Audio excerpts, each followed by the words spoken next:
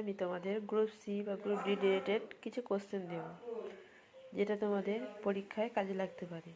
পাগলাপন্থী বিদ্রোহ, এর আগে অলরেডি একটা বিদ্রোহ দিয়ে দিয়েছি, তোমরা দেখে দিতে পারো। 19 শতাব্দীর বাংলায় সবিশেষ উল্লেখযোগ্য কৃষক বিদ্রোহ কি? পাগলাপন্থী বিদ্রোহ। পাগলাপন্থী বিদ্রোহ কত সালে শুরু ও শেষ হয়েছিল? শুরু হয়েছিল 1824, শেষ হয়েছিল 1833। পাগলাপন্থী বিদ্রোহের প্রাণকেন্দ্র কি? ময়মনসিংহের শেরপুর অঞ্চল। এই বিদ্রোহের নেতৃত্ব কে দিয়েছিলেন? ফকির করম শাহ। করম শাহের পুত্রকে টিপু শাহ। পাগলাপন্থী বিদ্রোহের সুস্পষ্ট ব্যাখ্যা পাওয়া যায় কোথা থেকে? না, ঐতিহাসিক বিনয় কৃষ্ণ চৌধুরী এর ধর্ম ও পুরো ভারতের কৃষক আন্দোলন বইটি। পাগলাপন্থী আন্দোলনের কটি পর্যায় ও কী কী? দুটি পর্যায় তোমরা একটু দেখে নেবে। পাগলাপন্থী বিদ্রোহের প্রধান নেতাকে?